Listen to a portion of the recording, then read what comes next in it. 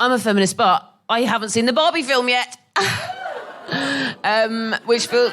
I got a really funny mixed reaction. I haven't seen it yet, and I do. It feels like the current modern feminist fail equivalent of being like Maya Angelou. Like, it feels bad that I haven't seen it yet. I'm meant to have you read Maya Angelou? Because I think that's way more important than seeing Barbie. Okay, fair enough. Yeah, all of it. All of it? Well, yeah, twice. What is all of it? 2 or 3 times I've read all the... Do you know what all of it is? Let's go back to talking about Barbie. Did you have any Barbies when you were growing up? Yeah, but like a massive homo, I shaved their heads. I cut all their hairs off. I think we should just clarify I got them taken off me because all I did with them was make them like naked hump in a drawer. I think, just to be clear, if anyone doesn't know, Jess is in a same-sex relationship and therefore is allowed to say massive homo. I just feel like some newer people... reclaiming it. Newer people who thought, feminism in the basement, I don't think sounds it would funny. have landed if I'd said massive pano. A great big massive bio. That sounds like a box of stuff to clean clothes. No, but just if they thought you were straight, massive homo. Who here thought I was straight? Once upon a time. No, I didn't mean define yourself as a massive pano. Leave it in, but also give me another chance. I'll try not saying it again. No, I loved you saying it. Right. I was just making fun of, I was making that was what we call in the business a kappa. Oh, great. No, so basically I feel like it's a bit of a rite of passage. I'm meant to have seen the Barbie film and I haven't seen the Barbie film and I feel bad about not having made that time in my life to see the Barbie film. I'm a feminist, but I also have not seen the Barbie film. Oh, well, I feel better. Because I've been too busy doing feminism. That's how I'm framing it. No, I haven't. I want to see the Barbie film, but I've had a lot on and I'm like, there's something about we all have to do the marketing for it that I'm like, that's nice and I like it a lot. But there's a bit of me that just goes, am I just doing marketing for a big studio? Do you know what I mean? Like by going out in a pink dress and stuff. So there's a bit of me. Well, also, I already had, I'm wearing some pink trousers now. I had those before the film. That's true. No, I definitely do want to go and see it. Just give us a cheer if you've seen the Barbie film. Just give us a cheer if you liked it. Just give us a cheer if you haven't seen the Barbie film. Just give us a cheer if you are not going to see it. Okay. Ooh. Why are you not going to see it? What do we don't know? You just don't want to. Absolutely fair. A compelling argument. I'm a feminist, but this week I was so tired and busy, but I needed to get my toes done because I just, when you get your sandals out and stuff, and I just wanted nice feet. So I just thought, I am going to make the time for a pedicure. And I was so overexhausted that for the we could have already left it at, I'm a feminist, but I'm using the word need and get my toes done in a sentence.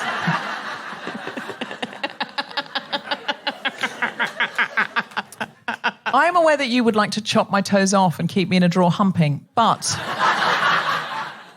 I was really, really, overwhelmed a bit when I had it done. And so I chose blue nail polish because I've always wanted to try it. But normally the part of me that goes, oh no, what if you don't like it, it might be too much, has stopped me. So I've gone for a more conservative colour.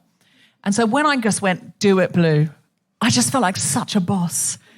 And I just thought, when she did it and I loved it, I just thought, this is success. Yeah. This is peak now, me and myself. I've always wanted blue toenails and now I've fucking got them. And I genuinely did that. I genuinely in my moment went, yeah. I've finally got the blue toenails I've always coveted, but always been just not quite brave enough to ask for. And then I thought, oh my God, that is so unfeminist. It's pathetic. And then I'm a feminist, but I beat myself up for thinking that toenail colour could possibly mean anything about my inner state. And then I beat myself up for thinking, don't be so hard on yourself, Deborah. If that means something to you in this moment, just let it be something. Why do you always have to criticise yourself? And then I thought, but sometimes you should criticise yourself. That's not feminist. It's nothing to do with feminism. Look at the world. The world's on fucking fire and you're thinking about your fucking toenails. You call yourself a feminist, you're an embarrassment to feminism. And then I thought, don't tell anyone. Don't tell anyone. They don't need to know. They don't need to know. They think you're a good feminist. Then I thought, no, they don't. No one thinks I'm a good feminist. They're all talking about me and laughing about me. And then I thought, I just read on the internet this week a really good advice, which was this. If you think everyone hates you, have a sleep. If you hate everyone, have a snack. And I thought, that's great advice. That's great advice. And I thought, right, I need both of those. So I had a biscuit and I lay down. And do you know what? I feel so much better about the whole manicure, pedicure situation. What an amazing journey that went on. Thank you. Thank you. Love it. Thank you. Thank you. Oh, it's an insight into my head. I'm a feminist, but mine are all really short. This is going to work well. Yeah. I'm a feminist, but I had to be taken aside recently at my gym by the owner and reminded not to hiss at anyone. What? Not to hiss at anyone? Why? What do you mean hiss? What do you mean? What's happened is they had a competition a while ago. Yes. And in the competition, one of the people judging me, who is my friend, my good friend, but was screaming at me, "Come on, you can do it! You got this! Like, do it now!" This is weightlifting and stuff. And that event was, and I was like, you're sweaty. I was trying to like focus. I was trying to get in my head, and I went, even though they were a judge, and a rumour started that I'd told a judge to fuck off. How exciting! How thrilling! Yeah. And so when a new competition came up, it really made me laugh that I was taken aside by a woman who's very successful and brilliant woman, but who's young, a decade younger than me, to say, "Excuse me, if you are going to do the next competition, can you remember not to sort of hiss or tell anyone to fuck off?" I was like, "Yeah, I can remember that." Oh my God. I'm so sorry. So you're now known as the hissing weightlifter. Now everyone there's a weightlifter, so it'd be hard to, but just the hisser, yeah. Yeah. The pissy hisser. The pissy hisser. Listen, I think sometimes I don't want to be shouted at when I'm trying to do PE. I get that. Even if it's well intended, I want everyone to sort of wish me well, but not look. I think you're heading steadily towards becoming a glow-style wrestler. They're called the pissy hisser. No. You hiss at the audience. Really? You go shh. And all the audience are cheering because they do at wrestling, don't they? Yeah. And they're all going, "Oh, we're picking you up," and the other one's going, "Oh, I'm going to take you down," and you're just telling everyone to shush because you need to focus on wrestling. Just, can we have a bit of quiet in this all-star wrestling cage match? I'm trying to do a double suplex tope suicida. Yeah. Can't do it with all this noise in my head. They're real words. I've learnt them from wrestling. I'm a feminist, but this week I am rehearsing a play that I wrote that's going on at Chichester Festival. Yes, I know. I'm so excited. It's a really, really, really big deal. Chichester Festival Theatre. It's a really, really, really, really, really big deal. And I was really disappointed today that nobody in this very important, impressive rehearsal room that's very experienced and brilliant and talented and everything noticed my blue toenails. Not one person said, "Oh, pedicure." And my toenails have not been that great the last few days, and then nobody noticed it, and I almost wondered why I'd done it, and got so excited about it, and then got so worried about it, and excited about it again, and then worried about it again, and excited about it again, and worried about it. Does anyone else have these thoughts, though, or is it just me?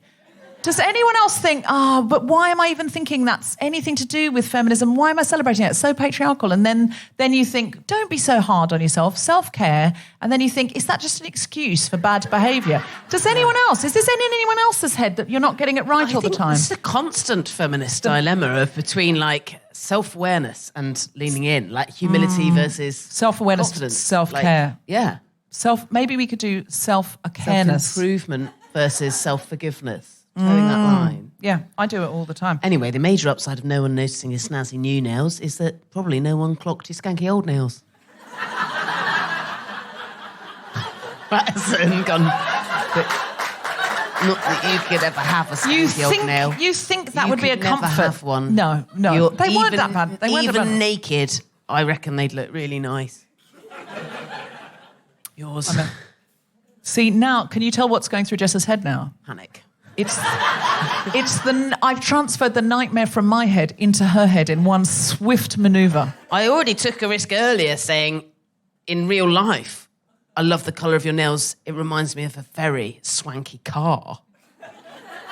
I didn't quite understand what she meant for a while, but then we talked about cars for a while and felt like real, feminists not talking. We're like, yeah, we're talking about cars, not nails. That's fitting because I've got an I'm a feminist and. Have you? Yeah. Go on then. I'm a feminist and. I think this is an I'm a feminist and, but I'm sure we'll find out.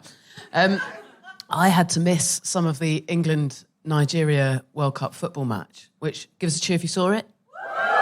It was so brilliant and so exciting. It was on at 8:30 in the morning. I set an alarm. I was up for it. It was amazing. But it went into added time because it was still 0-0 at 90 minutes. I've never found a 0-0 match so exciting in my life. Everyone was just playing out their skin. It was fucking extraordinary, whether you care about football or not. And I only really care about women's World Cups. And I was just like, oh my God, I was on the edge of my seat. But then it went into added time. And I was like, oh no, I've got a smear test. And like you cannot feminist be football versus fan. You don't not go to your smear test in 2023. Like everyone's got to go to that. You've got to go. That's it. You go. And you get that shit done. So I went, but like I was like watching it on my phone all the way down the road to the doctors. And then obviously I wasn't rude enough to keep my phone out once I got in the room. I always do. That's quite rude. I think if they're going to go to the trouble to find your cervix, you could at least look them in the eye. Opposite. What I say to them is, no, you keep going with your story first, but can we get back to my cervix? Put a pin in my cervix. Yeah, so because I was like buzzing, like it got to like basically, I think there was like a minute left of added time, and I was like watching it on my phone, and I was like, oh God, and then she called my name, and I was like, okay. So I put my phone in my pocket, but she obviously didn't see the phone. She just thought I was really, really excited about my smear test. She thought I was buzzing for it. She thought I was a creep. Because I was like, let's go. Where do you want me? Crank me up. Like, woo. But like, just sort of hand on my face. She thought I was just hyped to get touched. Oh my God, that's the worst story I've ever heard. Yeah. And by the time we came out... She thought you were aroused by a smear test. Not aroused, but just like, woo, happy to be here. To have a speculum up your jacksie. No, it doesn't go there. Jacksie means up the dark side, I think. Oh, does it? Yeah. Oh, I didn't know that. Jacksie's bum. Oh, is it? I just thought it was just generally a hole. No, only goes up the vag I thought Jacksie just meant, just a general innuendo for orifice. Nah, but... Well, I've been getting my smear tests wrong all these years. I'll tell you what. Please, let's go back to your cervix as requested. We've put a pin in my... Let's take the pin out of my cervix. Ow. Regular listeners will know I need an extra small speculum because I'm strangely small but also tilted there. And it can be quite painful. So I said to them, they had to do a special examination. Everything's fine, don't worry. But they had to do a special examination, and I said, I think it's best if I watch something so I relax, because otherwise I'm just so conscious of it, so I can put my mind somewhere else, and then you can just get on with the job. I'll pretend that this part of this part of me is separated from my body. I'll also do that. Do you bring up a video of a crackling fire like people have on the telly at Christmas? No. I said, I'm going to watch it. It was just like one of those funny things on TikTok or YouTube or whatever. So I said, dangerous, though. And the first thing that came up, because I love Succession, and the first thing that came up was a sort of best of insults on Succession. So I thought, that'll be funny and that'll entertain me. Oh my God, this poor woman was all up in my internal cervix. And Kieran Culkin was just going hell-bent for leather, just like, you cocksucking fucking fucker, little Lord Fauntleroy, blah, blah, blah, blah, blah. And then I was like, oh, sorry, this is really sweary. And they were like, no, it's fine. And then I was like, shall I find something else? They're like, no. So the whole thing was just littered with Succession swears. Aww. And I was just lying there. It was able to take me out because they're very funny. But I did realise, and I did say, sorry, this is your workplace. This is probably really inappropriate. And they were very nice about it. But then I was meant to have a follow-up, and they said the doctor had gone into hospital and I couldn't. And I was like, oh my God, did I break her? I love it. No, I always do. If I'm having a wax, I do it as well. Oh, So glad you had an X on the end of the... Not a... I'm a feminist, but the other day I was walking down Camden High Street and a man started hassling me and I was like just doing the, I was handling it. And another man saw and came, he was trying to be a good ally and he sort of stepped in and said, leave her alone, mate. And the two of them, it started to escalate and I thought, a duel, a real duel for me. And I was just in that situation where I was like, do I just de-escalate this and break them up and send them on their way? Or do I give them pistols? Or dueling swords? There was a little bit of me that did like, the sort of... fisticuffs at dawn. Just that feeling of like, I've been trained by the patriarchy in costume drama to want men to fight over me.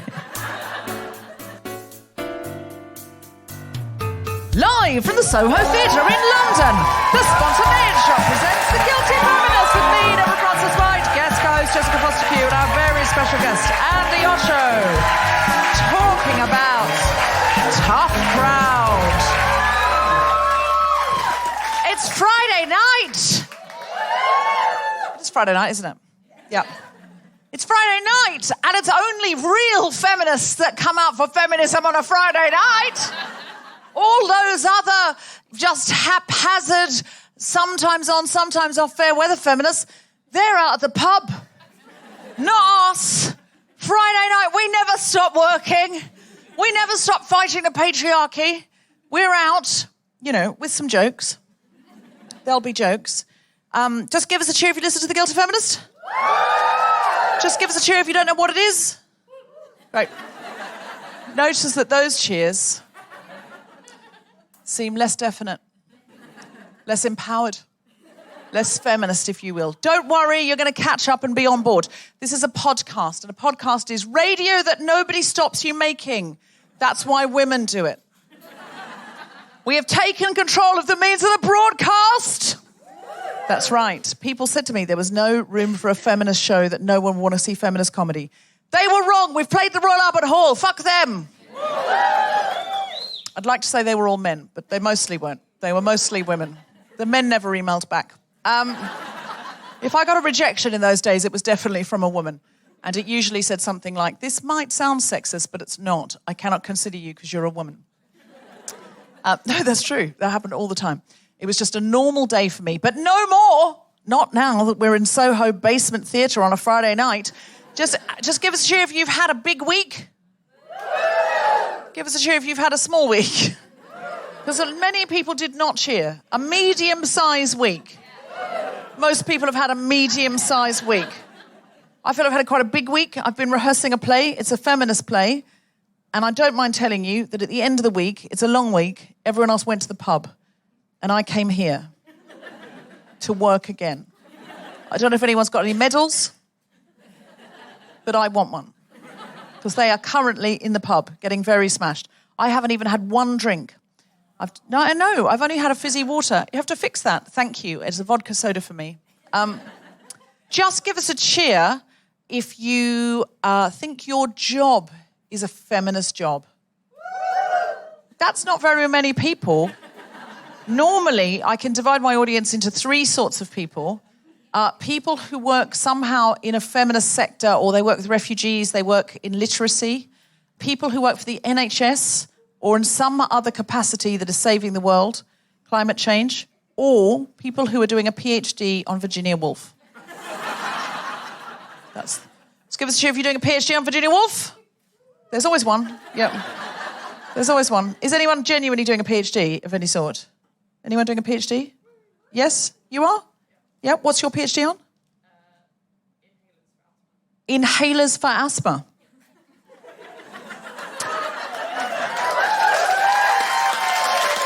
It's a hell of a lot of asthmatics in tonight going, you go, girl. Our inhalers are inferior. PhDs always have long and wieldy names, and they're always about some very small, minuscule thing, aren't they? That's the whole point of a PhD, is you go deep but sharp. You go down a very narrow hole.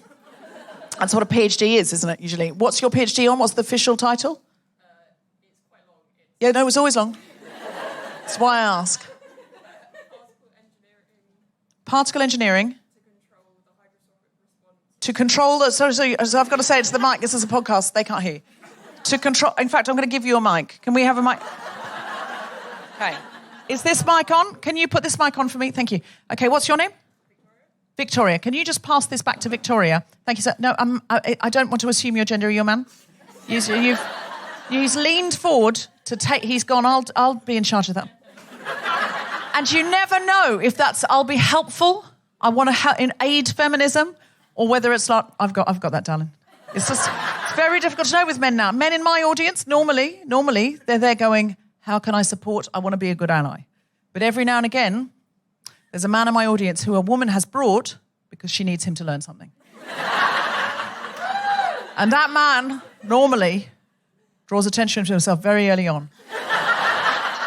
It's hard to know. What's your name? Ian. Aidan. Very topical. Aidan, do you know why your name is topical? You don't know? No one said it to you. Sex and the City's been rebooted. Biggs died. Sorry to break it to you like that. Yeah, look, his face, he's open-mouthed. Sorry. You didn't even know he was sick, did you? No, he died of Peloton. And it can be very dangerous. I use the Peloton all the time. I'm very careful now. I approach with suspicion. I don't. It's very safe. And guess who's back in the scene? Guess who's back on the scene? Yes!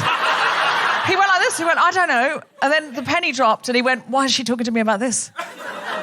Aidan, do you even know who Aidan is? You must do. Your name is Aidan. Women not all the time go, oh, like Sex and the City, do you build furniture?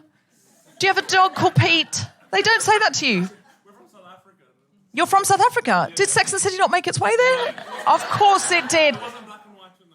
Are you joking? Sex and the City is, of course, in South Africa. It's everywhere where Diet Coke is. You know that it is. Okay, all right. Well, listen, just so I know, Aidan, which one are you? Are you one of the ones that's been brought here so you can learn something? Or are you one of the supportive, sort of like, yes, you go, feminists. I'm also a feminist. Supportive. You said that with a question mark. You went supportive? Was supportive the right answer? And I like your deference. I enjoy that. It's not up to you. What's not up to you? Be careful, Aidan. They're turning. They're turning. Did you hear someone go, oh, it's not up to you, Aidan? I suppose it's up to us. Did you hear someone do that? Oh, is feminism up to us to fix sexism, is it, Aidan? This poor man... Yes, go on. I was just going to say, I mean that it's not up to me to make that judgment of myself. It's, oh... You know what I mean? Now they're back. The same person who went, oh... If you're single, Aidan, this is a really big moment for you. The bar will be heaving with feminists, looking for a feminist man afterwards. Oh, what? This is Aidan's girlfriend now, clutching him like he's a handbag in a crowded marketplace. Are you Aidan's girlfriend? Oh. I didn't want to just assume wifedom. Do you know what I mean? We're in a feminist show. I don't know how you identify. So, but you are his wife. Okay, so you've brought him and you're leaving with him or one better. That's clear? She's like, no, I'm... Only him. Oh, that's nice. Do you? What's your name? You don't want to be called Aidan's wife. This is a feminist show.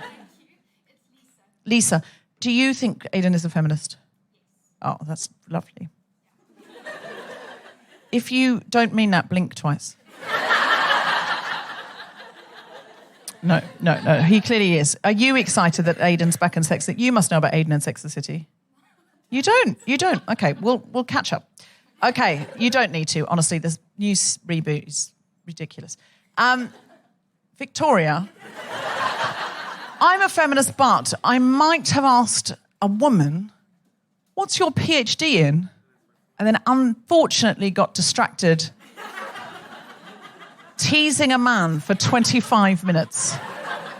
Victoria, we handed you a microphone and then we talked to a man called Aidan because I got distracted by Sex and the City. And I can only say, I'm not sorry. I really enjoyed myself. But Victoria, seriously, what's your PhD in? It's particle engineering. Ooh. What? Did someone say cocksucking? What? Okay. The man identifies himself.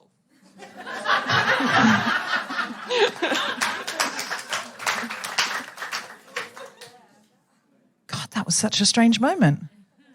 Everyone looked around like someone else had said it, but that would be a good cover. Oh, I see. Oh, I see. No. It's okay. Are you in the wrong show? Are you? Are you okay? You are. What show did you think this was? I thought it would be Mary Poppins. Mary Poppins? You thought there'd be Mary Poppins? Okay. If you want your money back, I'm so happy to give it to you, personally, seriously. Because if you are in the wrong show, then it's best for all of us. But I don't want you to feel like you've spent money on... Can you adapt, though? It seems unlikely. Given, I've just asked her what her PhD was in, and you said cocksucking. It seems like a long wait. Listen, I'm not saying you can't make the journey, sir, but I don't think you can make it in the next 60 minutes. I think it would take longer. I think it would take a more of a programme of, Steve's done, the witch is gone. Okay, all right. You want me to leave, Ollie? No, it's not... If you put up with me, I'll shut up. Okay, how safe does the audience feel? Okay, so is it okay? I'm really happy to offer you a refund, but I think it might not be the right show for you. Well, let's not. You don't need to turn the audience on yourself. Like, it's okay. They are the artists. Really? Well, not everything's reality television. Thank you very much for coming. No, but thank you. But if you go to the box office and they'll give you a refund. Okay. Okay. All right. Well, that's. No.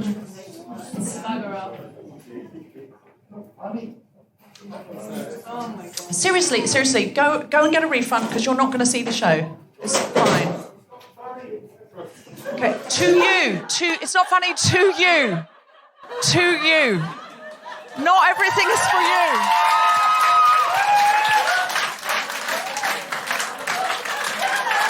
Not everything.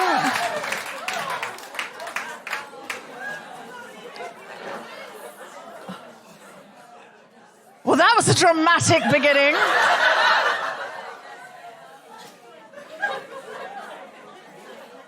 Okay. The reason I was made sure to be very kind then is because I do not want to set that man out onto the street with me provoking him. Like, do you know what I mean?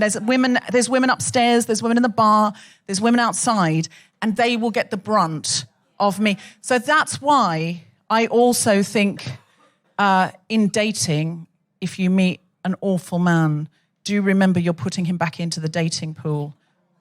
You know, like I always think that. I just, it's like if I meet someone racist, I think it's my job to leave them at least no more racist than when I met them. And so, no, it's true, I do. So I always try and go, okay, let's have a conversation about it, because I don't want to whip them up and then someone else gets the brunt of what I've just gone, fuck you, and I've released something, but then they are exacerbated in that view, and then I won't get the brunt of that, someone else will. So I was more worried about the women upstairs, but I didn't want to make it uncomfortable for you either by being too nice. So I was trying to kind of tread a really tricky balancing act. I'll be honest, it's the first time it's ever happened at The Guilty Feminist in 7.5 years. It's the first time, but the weird thing was, after he said it, he turned around like someone else had said it, so I didn't think it was him. Because everyone turned around. And I think, I don't know if it was a cover at first, or if he saw everyone turning around and he went, what's that then? I think it was that. Oh my God, that was so weird. It was so weird. When people say, oh, what happens when people heckle at The Guilty Feminist? I say, the only heckle we ever get is, how can we help? It's true. Sometimes I've got a guest on who's got an activist issue, and we're getting to the part of how everyone can help, but people can't help themselves, and they're like, no, I'm ready to help now. And honestly, people will shout out, what can we do? And that's the most common heckle. Or occasionally, you know, someone will say something witty like, you know, in this situation here, are we going to hear about the PhD? Or, you know, like something like that. But that is a feminist heckle. And so that works in the context of the show. So if anyone has a feminist heckle, yay, I'm going to go out on a large limb and say cocksucking is never a feminist heckle. Not in this life or the next. So...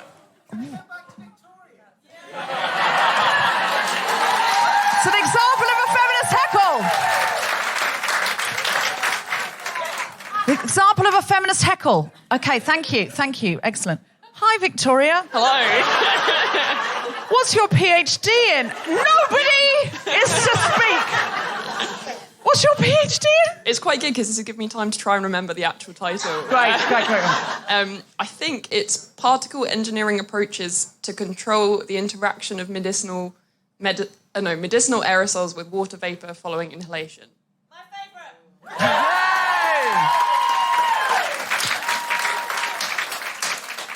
So in layperson's terms, that is? Making inhalable powders for inhalers to make them more efficient. Inhalable powders. Excellent. Drug powders, not drug powders. Drug powders. Yes. To make inhalable drug powders. Yes. Yes, I do. So ethical inhalable drug powders for those hard of breathing. Okay, excellent. I think that's a feminist job, very feminist job. You're in STEM. You're saving lives, presumably. At some point, will your PhD be turned into a powder? Which is something I've never said before, but tonight's a night of firsts. Maybe in celebration at the end, I'll grind it all down and Oh, use it for betting. literal. Yeah. Oh, I sort of more meant will the powder exist, not will you grind down the actual thesis and inhale it in through a ventilator, although whatever turns you on, will it become a real thing? It's very niche, so I think it might help other formulators in the future. So We will watch out for that inhalable powder. yeah. I'm loving what you're doing. Big round of applause for Victoria.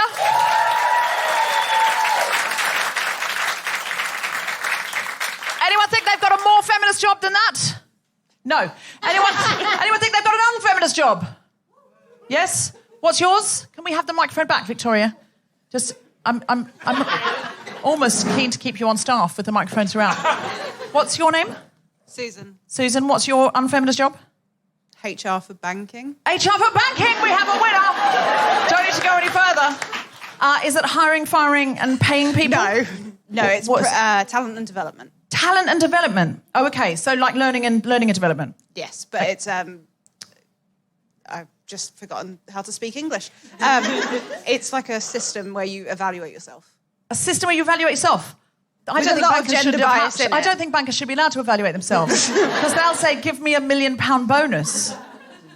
Yeah. Very often. Do you ever do anything secretly feminist in your unfeminist job? Well, I joined it because there is so much gender bias in how people self-evaluate and how they're promoted.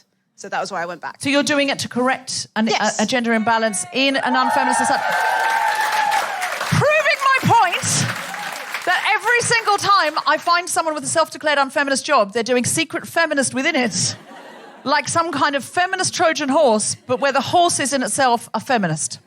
The worst kind of Trojan. Thank God he's not still here. Because I feel on the word Trojan, I already know what his heckle would have been. We don't need to say it. Thank you so much. What's your name? Susan. Big round of applause for Susan. All right. Are you ready to start the show? Then please welcome to the stage. My co-pilot for this evening is the wonderful Jessica Fostekew.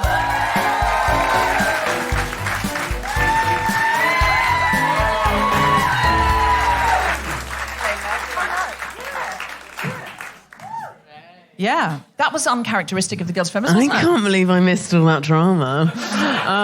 And you were so right about like keeping it nice in case he kicks off, but I have had a look at him, and if he does kick off with any of you when you do go upstairs, I reckon I could take him.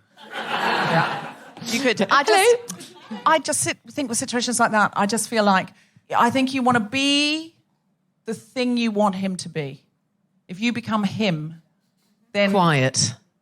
God, there's some hot photos. I'm a feminist butt. You opened your laptop on the hottest shots of you. Thank you. In a sequin jumpsuit. I'm a looking feminist all buff. and that wasn't an accident. No, it was.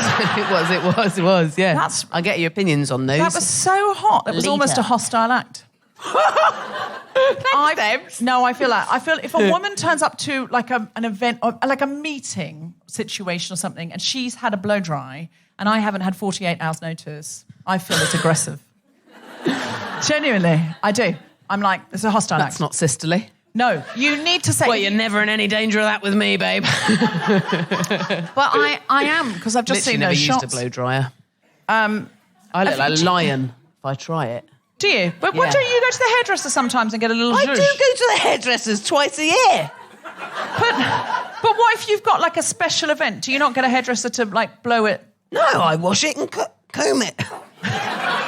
And let Mother Nature dry it. I think that's so good, and I'm so impressed by it, and I'll never be doing it. Right. Do you know when you admire someone else's feminism and you just think, yeah, you're doing that, I won't be. Now that I'm 40, I have begun ironing my T-shirts. Have you? Yeah. Was that your grown-up I take thing to myself a bit yourself? more seriously, actually. I'm like, yes, I would like corporate work occasionally. Well, Don't look at the hair. Look at this crisp white tee. Susan does diversity and inclusion within... Yes, I saw that. Yeah. Weaving all the goodness from inside the rotten apple. Yes, so Jess and I could turn up at your work and we could do a brilliant session. I do sessions like that. And what we'll do is we'll eradicate the patriarchy from your bank. They won't notice it's happening. First, we'll remove the accounts of anybody with xenophobic opinions who's got... No, I was doing a Farage joke. And we'll... Oh, I see. No, that was hasn't worked out well for anyone in the end. It was a good joke. No, it was a strong joke. It wasn't, because I had to explain it. And that's No. usually Yeah, but when you did... I feel with weird everyone- having my laptop. I wish I'd done printing out. I was thinking of the planet, and I thought I'd feel like a business bitch with my... Actually, I really feel like I'm... Do you know what, Deborah? I'm at work. And I want it to look like it. I've set myself up with a little office here. I've got pictures of myself. Just imagine if you got up pictures of your kid in a frame and your dog and, you know, just put it all out. Yeah. Can everyone see Jess's face? It hasn't... If it's not masking your face, it's fine. When you're listening at home on the podcast, or when, you know, he is, let's call him... What should we call him? No. CS, like C.S. Lewis. When CS... When CS... Because I imagine he's an avid listener. When CS, who doesn't need a fucking refund... If I were offered a refund of a show... I'd love your refund. Yeah, of a show I wasn't enjoying, I'd be like, well, that's very kind of you, thank you. Yeah, I'm clearly in the wrong show. That's kind of you, I'll go up to... I would never say to the person at the men's rights activist conference I'd accidentally gone to, no, if I don't need a fucking refund, I'd be like, yes, please. Yes, please, I'll take that refund. Because I would have, you know, I'm in the wrong place. It's not the fault of the men's rights activist conference that it doesn't please me. Yeah. I mean, they're doing their thing. They were quite clear how they advertised on their website. Yeah. I chose to go. Yeah. And I can't then complain. He thought he was coming to the guilty meninist.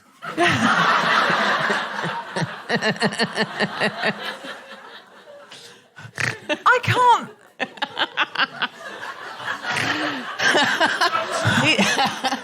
Shocking. I mean, And he's... what would I shout, though? You'd be there going, clit licker!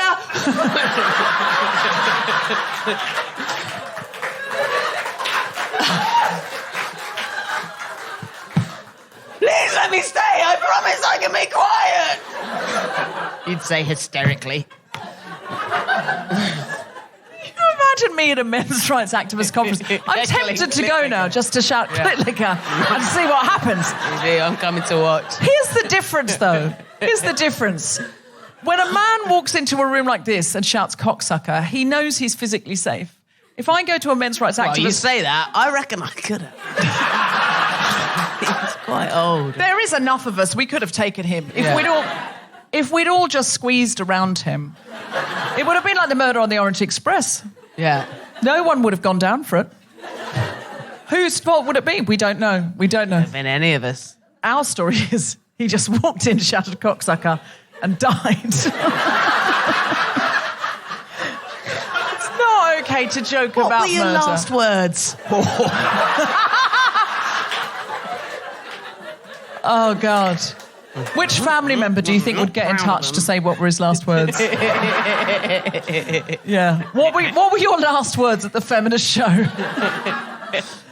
Never came back. What? But what would drive you to buy a ticket? That's what fascinates me. He doesn't need a fucking refund. He must be doing all right. Patriarchy clearly pays. Now, I mean, famously, patriarchy pays. Yeah, it really does, yeah. Every single offshore bank account is stuffed with money from patriarchy. Yeah. That's what it is. That's the nature of it. It grabs power, it grabs money, it shouts cocksucker, it leaves. That's its thing. Okay. Beginning, the middle, the end. Yeah. This is The Guilty Feminist, the podcast in which we explore our noble goals as 21st century feminists and the hypocrisies and insecurities which undermine them. I'm Deborah Frances-White. With me is Jessica Fostekew, and tonight we are talking about Tough Crowd. Yes. Ironically, given how we started the show. It's a book by the incredible Andi Osho, but we're also talking about the themes within the book, which are both comedy and step-parenting, and sort of strange families that are made up of... Not strange, I shouldn't say strange, because I'm saying it because my family are made up of an odd shape. Atypical families. Thank you. I'll take that again. Atypical families that are in irregular shapes, that are not heteronormative, baby-making, normal ones. With the first one, I reckon. I think, yeah. I think Tom, you can patch something together from those two, can't you? Modern.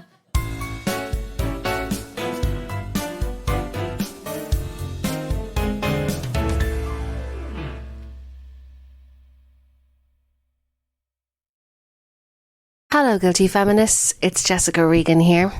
And I think it's high time we announced some Guilty Feminist Big Speeches winter workshops.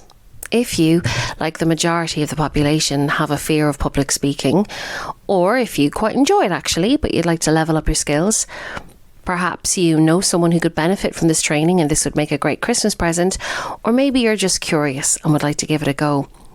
If you are any of these things, then please go to guiltyfeminist.com/big speeches to secure a place now on one of our winter workshops. They are taking place on December 11th at 11 a.m, January the 14th at 3 p.m, January 28th at 11 a.m, and our last one will be February 11th at 3 p.m. Book now to avoid disappointment. Our prices have never been lower. Hello, Guilty Feminists. This is Deborah. We've got some new live shows coming in 2024. Tickets are on sale now for shows at King's Place in London on the 15th of January and 19th of February. Full lineups to be announced, but you know we always get the best co-hosts and the most interesting guests. And we'll be announcing our Australian and New Zealand dates very soon. So keep an eye on the website, guiltyfeminist.com. And if you're enjoying this episode, why not pop over to Apple Podcasts, Spotify, or wherever you like to listen and give us a 5-star review and a few lovely words. It really does help other people find the podcast, and so does talking about it on social media or even mentioning it to a friend with your face. You can also get ad-free episodes by subscribing on Patreon, Apple Podcasts or Acast Plus. That's all from me here. Back to the podcast. Would you like to see some stand-up comedy? Then please welcome to the stage the incredible Jessica Fostekew! Hello. Oh, it's such nice whooping. I've never read it out off a laptop before. So modern. They'll never. I thought this is what I think this is what the young comedians are doing. I don't know. Have you seen one do it like that? Never. Deb says never. I should have written it. I should have written it on paper. Okay. Well, I'm a feminist, but I've fallen in love with netball. Yeah, it's the World Cup of netball. It's just finished now, and it was fucking great. And I think that's an I'm a feminist but, because I don't know about you, having now paid some proper attention to netball for the first time since my own sort of puberty, when I was forced to play it because it was the only sport for girls at my school, then I think netball might be the perfect allegory for the patriarchy, actually, because it's basketball, but ruined. I think it's technically the hardest type of PE that I have ever watched. It's basketball for women, and it's basically basketball with, like, way more rules, way more restrictions, loads of massively unrealistic expectations in terms of how your body's meant to stop and move simultaneously. Every fucking bit about it is harder than basketball. There's not even a backboard to the hoop. They've just got to get it exactly in the fucking hoop. It's basically living, but so much harder. And all the while, these elite fucking athletes are having to do it in essentially sort of elasticated tutus. And they're given the most patronising names I have ever heard. Do you know that, so normally if you think of it like an international level sports team, if you're playing for your nation, your sports team should be called something like the Wolves or the Tigers or the Warriors. Right, here's a list of what all the different, well, some of they're called, England are called the Roses, the Diamonds. One of the teams is called the Queens. Genuinely, there's a country called the Sunshine Gals. Every team is named after a flower, a piece of jewellery, or a thin bird. Anyway, despite all that, I've fallen in love with the sport. I played it as a teenager purely because it was only the very few options, and I was always too much of a donkey for... What have I written? Too much of a donkey for it? Oh, I was too much of a donkey to ever be good at netball. It's very limmy. There's no nationalities netball team that's nickname is the Donkeys. I'd be on their team. I mean, the current English team are an absolute force, and they've made me fall in love with it, even though I think sort of philosophically I've got a lot of issues with netball as a sport. Thank you. Jessica Fostekew, everybody!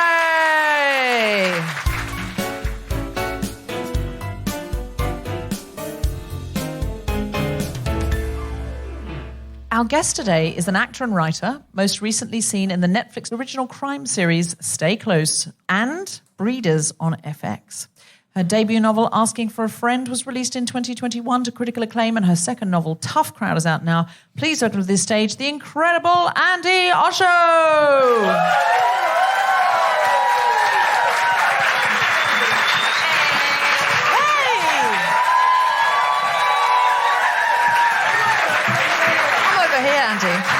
It's been quite an eventful show. You were in the audience for that.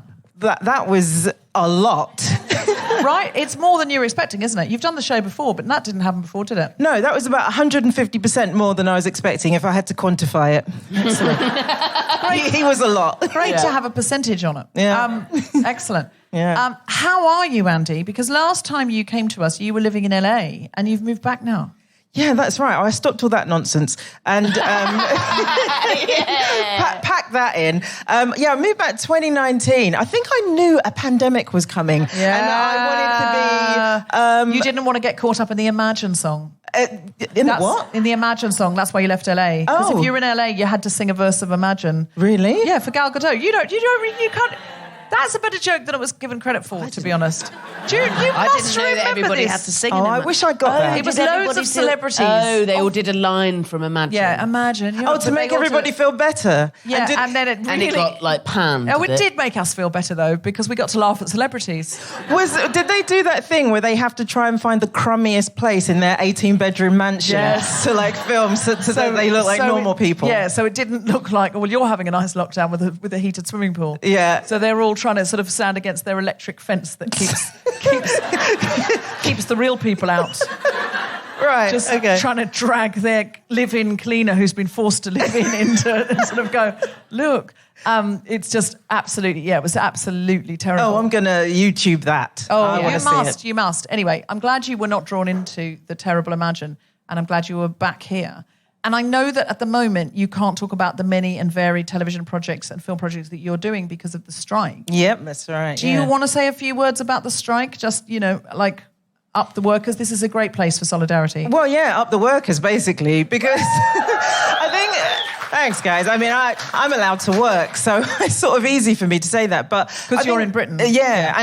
So, I mean, sometimes I think SAG does have stuff shot here, and you would be on a SAG contract, and therefore those productions are struck. But, I think because sometimes people see a lot of famos as the front of the movement, it looks... Famos? Yeah, that's what I call I'm into that. Celebrity types. Famous. You know, called them Great famos? name. I've never heard that before. Yeah, so... It's like Sainsbury's, Say-Nos. Yeah. And Tesco's. No, wait, that doesn't work. Let's go. Whoa.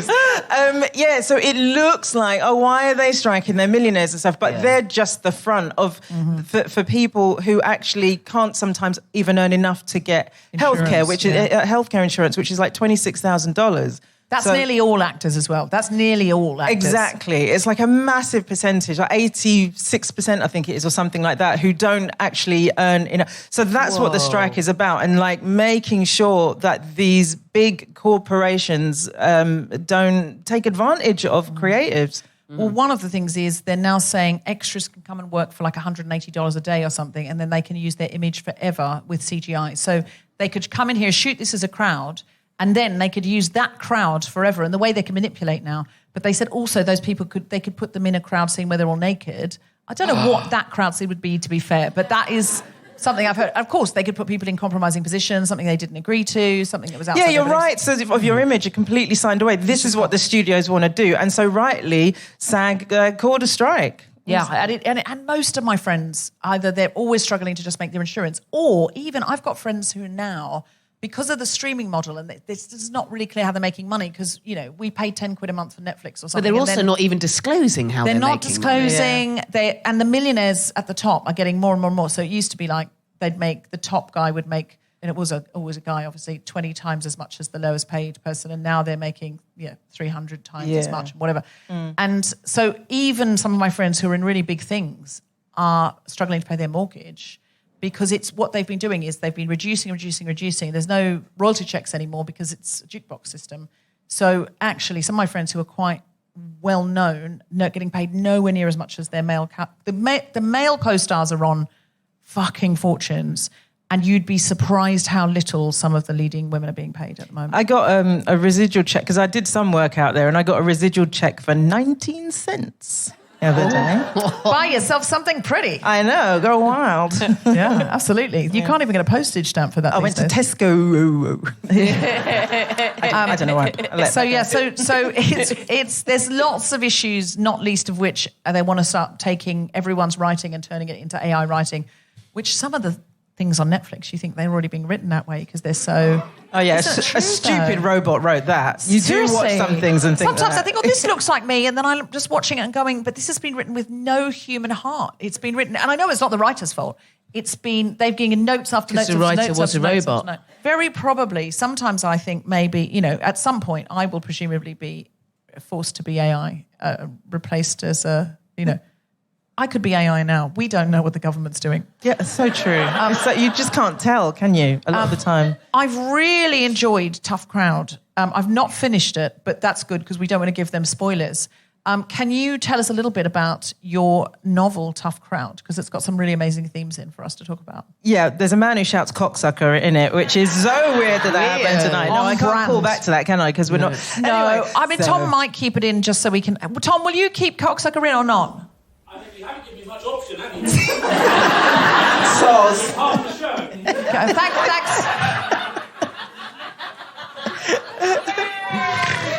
I don't think he had a very litigious energy, if I'm honest, Debs. No, I don't care about him. I think he had the energy of someone who's not going to remember this tomorrow.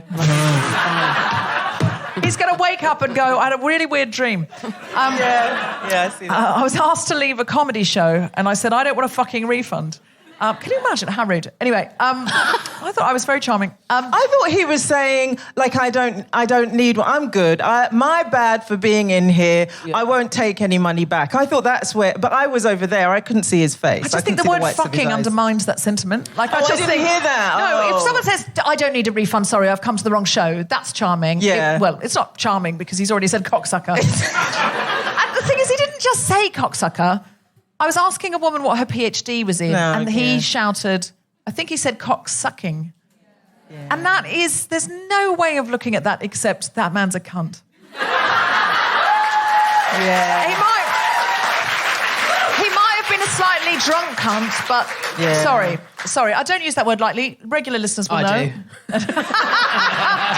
And I love it when you do. I love it when you do. So speaking of tough crowds, tell us about your book. Tell us who it's about and what it's about. So it's about a comedian called Abby, and she is... I describe her as aspiring because she's aspiring to be professional. She wants paid gigs, and at the moment she's kind of temping and living that life. And she's been doing stand-up a long while, and she gets told by a lot of people that she's too much.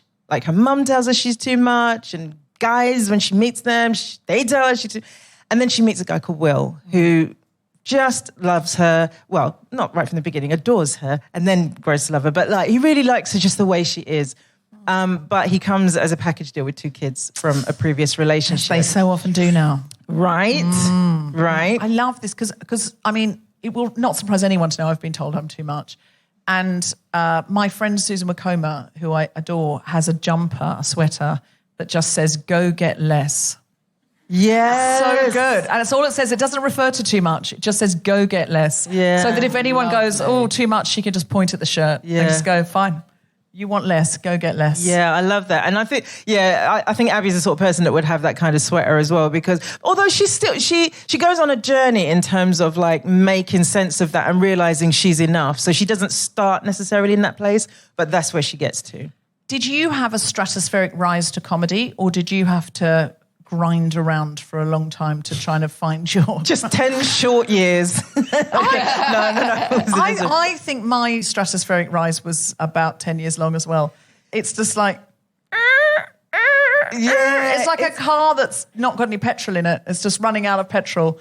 And you're just like hopping... Yeah, fumes. I was running on fumes for a very, very long time. I did an impression of it, Deb. Thank you. I really appreciate that. I wondered where that was coming from. I got frightened. It was you. It was very Sorry to have effective. frightened That was you. very effective sound effect. Jess, Yeah? what was your time in stand-up like? When were you getting paid gigs? I have met faster snails. On the stand-up circuit? Yeah, at Success.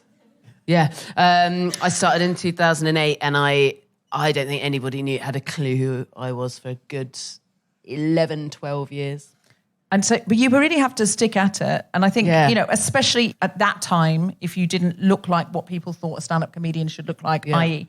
a man off Mock the Week, it's true though. It was for a long old time. Even after I did Mock the Week, I would go to some regional comedy clubs, and the man before me would look more like he'd done Mock the Week than me. So even though he hadn't, he was wearing Mock the Week style clothes. And even though he was a less experienced comic, people would be like, "Yay!" to him, and me like, And I literally have seen people in the front row go, "I don't find women funny. I don't like female comedians," as I've walked out onto the stage. And I've just gone, well, and then you sort of just think in your head, right, I have to prove them wrong. And then you do prove them wrong. And then they come up to you in the bar and they go, "I don't normally find women funny, but for you, I managed to rest my bigotry for a full 15 minutes. Yeah. And you're just overwhelmed. That is the most beautiful thing I've ever heard. Wow, thank you so much. Yeah. Thank you. Because you're normally talking about cakes. I think somebody did actually say that to me once. Like, women, you said that bit because normally you're talking about cakes. To be fair, Jess, we often talk about cake. I like talking about cake. Jess has got a whole podcast on cake, to be fair, hoovering. So it's not all cake based, it's food in general, but I think you and I spent a long time talking about cake. We've done a whole episode on it. We have. Oh, well, I should go back and find this guy then and say, actually... Do you know what? Fair Good play, point, mate. Good point. I'd rather talk about cake than shoes, in truth. The stereotype of women talking about shoes. Probably. I'd like to talk about nails, myself. Do you? Yeah. You're welcome in our gang. Yeah. Because I just had a pedicure, and I got... so I'm in this show called Blue Lights, and we have a green, like this very deep green uniform, and so I got the green. I got PSNI green toenails. Nice. Yeah, and I didn't even mean to. I was just like, but that looks like my uniform. Can you tell us about Blue Lights? I can, yeah, because they're not a Struck production. They're not a Struck production, excellent. No. So Blue Lights is basically a police drama set in Northern Ireland about 3 rookies that join the police force there, and the things that happen to them. Lots of things happen. I don't want to spoil it for folks if they haven't. Have you guys seen it? I really want to watch it. Yeah. Some people have. 4 people have seen it. Okay, so maybe. Okay, well then that's good, because if they'd all seen it, what's the point of coming? Right. Do you know what I mean? Like, you're here to convert the ones that haven't seen it yet. This is so true. I should do a better pitch for it then, shouldn't I? It's really good. Excellent. Nailed it. I haven't seen it yet, but I will watch it only because you're in it. But the not only because you're in it, but especially because you're in it, I should say. But I have been reading Tough Crowd, and I thought one of the most interesting themes in it was this sort of step family that she has to take on 2 kids and what that experience is like. And we were thinking in the dressing room about how much the shape of the family has changed across the world, I would say. But I feel like it was so often seen as this sort of heteronormative, a mother-father would stay together forever despite how much they hated each other, and 2 children or more. And it's just morphed into all sorts of things. Did you have experience of step-parenting when you wrote Tough Crowd? So, rather like Abby, I don't know if I could definitely call it step-parenting, but I've dated people who have children from previous relationships. And so, having to find out who you are for these children and manage your own emotional experience at the same time of thinking, you think you're going to be just the best, I don't know what you're sparent or whatever ever. Sparent. Sparent. You've got so many good words. It's Famo, sparent. You're bringing it tonight. Just throwing them out there, Oh my gosh. And it's difficult, sort of navigating that space. And so that my experience of that is what informs a lot of what Abby, the lead character, goes through in the book. Yeah. Whoa, juicy. What do you think, Jess? Because you've changed the shape of your family. Yeah. And you've got a sparent now. Yeah. Would you call Steph a sparent? Yeah, that's a great word for it, a sparent. Yeah, but, I can only speak to my own experience. I got some really great advice, I think, early on. But for us, we had to let it take its own course. And I think the overwhelming noise at me as the person leaving a heteronormative relationship, starting a new relationship, this time a same-sex relationship, with a kid who at the time was 3, was prioritise him. And that makes sense. And you think, well, of course I'm going to do that. I'm not an asshole. But how do you do that? And I think doing that whilst also managing all the other adults in that situation's emotions and needs, it's a lot. And there are going to be, and there were, no massive catastrophes, but little fuck-ups along the way. You've got to sort of see how it feels and see what sort of pace everyone involved wants to go at, whilst ultimately really letting the kid lead it. As far as my son's dad is a full-time, we co-parent him together. We still live really close to each other. We're friends. There's a spreadsheet. It's a well-oiled machine, but because my life and because of my work is so chaotic, it's not a trad setup where he does one week or Thursdays or anything like that. Every week looks completely different. God, this feels very boring. No, it's not. But it's within the remit of that, I sort of had to learn on the job that I was so I think I need, with my partner, to be really mindful about how much I ask of her, because also I don't want her to have loads of responsibility. Let just feel their way. And 4 years in, it's in an amazing place. Everybody's got a really brilliant. So this year's I had some gigs in Slovenia and I had to miss my son's sports day. What a bitch! But my girlfriend and my ex-boyfriend, his dad, so he had his sparent and his dad watching his sports day, and at his request, and he loved it. And I was like, well, that's, if we've got to that point, as far as I'm concerned, that's almost entirely down to how fucking classy my ex and my partner are. Yeah, absolutely. But I think that's the ideal, that these different shaped families can accommodate. And I think if everybody builds that bridge to get on, I can't see why that can't happen. And in truth, some of the happiest parents I know are no longer with the other parent. And what that means is every second weekend they get brunch. And they are happier because when the child comes back, they're like, yay! And then they're every other weekend, they go to the park or something. And they're like, I love having my child time. And then the child's really happy to go off and see the other parent, and they're really happy to have some Genuinely, sleep. Debs, in the lockdowns, I don't know anybody who hadn't left their baby daddy survived. What? Every single person in lockdown left genuinely, their... No, I don't know how anyone who had to have their kids with them the entire time Oh, managed. I see. Yeah. I was allowed to give mine away to its dad. Oh, he couldn't go back and forth? Yeah, he could. And it's great. Oh, I see. Oh, Imagine he being could. trapped in a house with your own children relentlessly. Oh, But yeah. you were like a bubble or something. Yeah. Yeah. We lived on the same road at the time. Oh, I see. Sorry, I see what you're saying. I thought you meant I think it would be awful to have a child and not be able to give them relationship away. still together. I swear to God, I had so many conversations with other people who weren't with the parent, like, you know, the person they had their kids with, and we all were like, we have nailed And you had heteronormative married parents ringing you up, jealous as fuck, going, could you take mine? Wish there was, someone I could take him to just for half a day. We're really in love, but we're thinking about getting a divorce because we just can't handle it full time. Andi, what do you think the secret of feminist step-parenting is? Yikes. No pressure. No pressure. Any tips or the secrets? The secret to feminist step-parenting. I think it might be what Jess said, of like letting the kid lead. Not in terms of they're in charge, because otherwise they will be like, can I have a knife or whatever? Yeah. But you say... But just really listening. This is the journey that Abby goes on, is learning to listen, because her tactic for dealing with this situation is, as she describes it, throwing a whole load of Abby at it, which is exactly what I would do if I'd gone further down the road with the people that I was dating that had children. I mean, I did that right from the beginning. It's just like, what this situation needs is essentially petrol, which is my personality, thrown all over this fire. Let's make a blaze. So I think just really listening and being there and not having an expectation of who you're going to be for them. You want to be a parent because you want to be important, but you know you're not. You want to be a relative, but you're not, because even if you get married, that's just paperwork.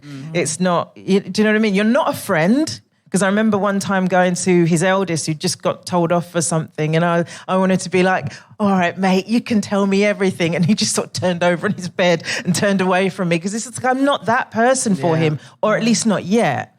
And so, I think it's just being there for them. I think that is, that listening and just observing is the thing.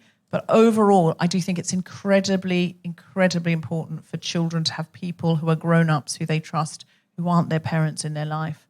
And I really wish I'd had that as a kid, and I didn't. But I am that for several other kids, and, you know, sometimes they grow up and then you get new ones. But that I just go up to someone at a bus stop and say, you're 7, shall I be your godmother? And it's never failed me. Yeah. Just get to the point. I've had one restraining order, and I think that's given how many self-nominated godchildren I've got, I think is excellent odds. Yeah. I've been there in various children's lives for various reasons, and they've come to me, especially around the university age, where they want to talk about sex and drugs and, you know, that kind of thing. All the cool shit. Yeah. Now, before we finish, you are going to do a reading from your book. Yes, I'd love to do that. Would you like to hear a reading from Andi's book? Oh, bless you guys. Andi Osho and Tough Crowd, everybody! All right. Do I take this one with me or that? You can just sit here. Oh, I do it here. I don't have to get up. You don't have to stand up and juggle. Oh, fantastic. Poor Jess had to juggle a laptop. I need to do this, but I'm left-handed, so I've got to swap over. I'm left-handed. Are you? Hi. Yeah. What are you doing? We both would have been burnt as witches in the Middle Ages. There's lots of things I've done that would have had me burnt as a witch. But all right, here we go. You've done. Here we go. I don't even know if I need these glasses, but I turned 50 this year, and I just feel like this is the sort of thing people do, isn't it? Like putting glasses on when they really does look very grown up and sexy. Hot. I don't actually need them. I want to become needing reading glasses to read, but I'm just not quite there yet. But I'll fuck it. Why not? Come on. Pop them on. I can't read my phone at all virtually without reading glasses. And it's actually a bit inconvenient. So never wish away an ability. My vision, yeah. Don't wish away your vision. I actually have to look over the top to be able to see. This is so weird. All right. Do you want me to put a lamp on it? Do you want me to put my torch on it so you can see? But no, that's even more than I need. I mean, I could do this in the dark, I reckon. Okay, fun. Okay. All right, wow, you really are a superhero. Bless you. So what's happened is that Abby's met this chap that she likes very much, found out he's got kids. There's been a bit of a back and forth about whether she even wants to carry on the relationship. And then they kind of have a dinner and they decide they do want to be together. And that Abby probably needs to meet the kids. It's probably time to do that. There's some other stuff that happens that sort of forces them to do this a little bit earlier than they would have liked. Abby meets the kids and she thinks it goes really well. She goes over to Will's place and the kids are there. One's 13, one's 6. The 13-year-old's a little bit like, so what? And the 6-year-old is terribly sweet, but thinks that Abby might be an alcoholic. She calls her an alkalolly. Anyway, so the next day, Abby meets 2 of her friends who she runs a gig with, and they ask her about meeting the kids. And so this is from that chapter. So, how did Friday go? Cassie asks, leaning on the only chair she's put out since she arrived for tonight's Wisecrackers. That's the name of the gig. Great, the kids are lovely and Will's so good with them. I should hope so, she snorts. He's their dad. You know what I mean, I reply, batting away her response. Abby's right. Men aren't natural nurturers. I keep telling Callum it's another reason we shouldn't have kids, Frank says. As usual, head buried in his notebook. He's another comic. That's just an excuse and not a very good one. What about male penguin couples? Cassie says, arms crossed. I go back to the chairs. I'm staying out of this. We're not talking about sitting on an egg for a couple of weeks. It's bath time, school runs, cyberbullying, constant costume making, jabs, exams. God, it's never ending. Frank exhales, arms flapping down on his thighs. Just because you're not the nurturing type, don't write off all men. My kids' dads are super hands-on and happily so, Cassie says, then softens, adding, Callum clearly wants to be a dad. You two need a proper talk because this is not going away, no matter how many jokes you write about it.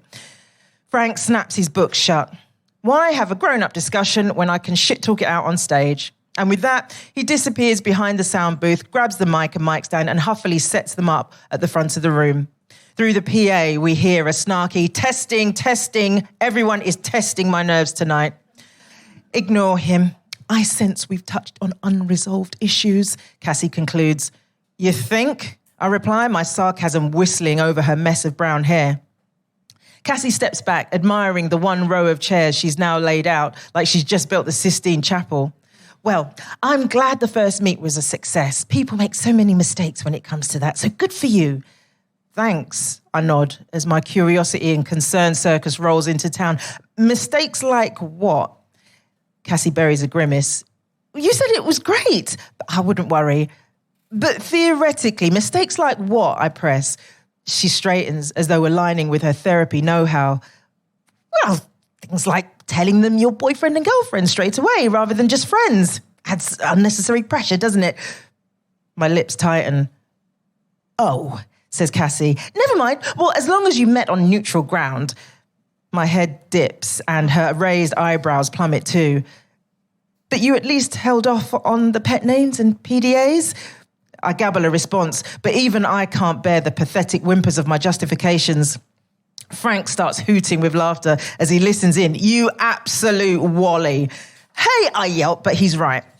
You've literally done the opposite of everything you're supposed to do, he says, deferring to Cassie, who gives a sad affirmative smile. My mouth goldfishes as I try to think of a defense. How was I supposed to know? It's not like there are books about this kind of thing. There literally are, Cassie says, and blogs, support groups, therapists, psychology's magazine articles. I heard there's a version of Monopoly based on it, Frank says, brightening at the prospect of spinning this into a punchline. Don't worry, says Cassie, rubbing my back. Are you sending me Reiki energy? I ask with suspicion. Cassie looks away with sheepish guilt. Actually, I was sending it to all 4 of you. Wait, speak slower. I'm not getting all of this down, Frank snorts as he pretends to scribble in his notebook. I'm glad you find it funny. 10 minutes ago, I was hyped about meeting the girls. Now it seems I couldn't have got it more wrong if I'd taken them machete juggling. Frank bends double laughing, but I'm not in the mood. I mean, if you lot know so much, why didn't you say anything? I whine. I know nothing, Frank says, holding up his hands in defense. Exhibit A, my whole routine about not wanting kids. I think that's enough of that. Andi Osho, tough crowd, everybody. Everyone should buy Tough Crowd. You can buy it now in all good bookshops, ideally someone who pays their tax. And it's actually, there's a lot of copies in Tesco's. Are there? Excellent. It's selling very nicely. Lovely. Jess Fostekew, now you've heard that, how much did you fuck up introducing Steph to your son? Oh, I'm sure. Absolutely loads. Loads. Excellent. Good. No, there were actual rules. No, there are rules. Oh, shit. Yeah. Well, it's too late now. You're engaged. Yeah. Yeah. That's lovely. Is that a secret? No, Oh, God. no. Oh, my God. I thought, oh, my God, that's a secret. And I've just blurted it out on a podcast and they've all tweeted it already. And we've been machete juggling. You got anything to plug, Jess? Listen to my podcast, the Hoovering podcast, all about eating. Hoovering, you can hear all about cake on hoovering, which is our favourite subject. You've been a lovely audience and very supportive when a bad thing happens. So I would love it if exactly the same people came and sat in exactly the same spots. Do you think that the correct show he meant to come to was the next one?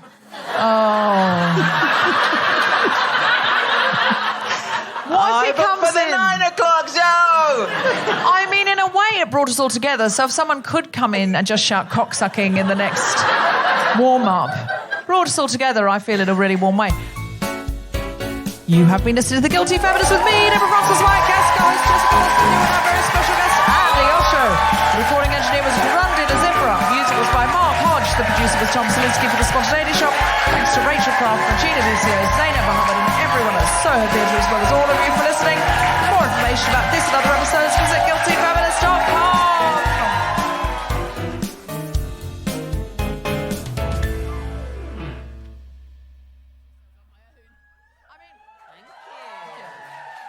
Just because that weirdness happened in the room, and when I say that's the first time that's happened in 7.5 years, I mean it. That's never, nothing like that's ever happened before. Took me ages to work out what was going on back there. I came So- and stood behind that see-through sheath protectively. So it might have put a weirdness into the audience. So if it has, can you just pretend it hasn't? Can you just, like, if you could overact for 5 minutes, you'll catch up with yourselves. Right. Yeah. Just like if you want to cheer louder. If you want to laugh, go, ha. But no, don't make it sarcastic. Now, if it's too much, it's sarcastic and then it kills itself. The Guilty Feminist is provided exclusively from Acast. Find it wherever you get your podcasts.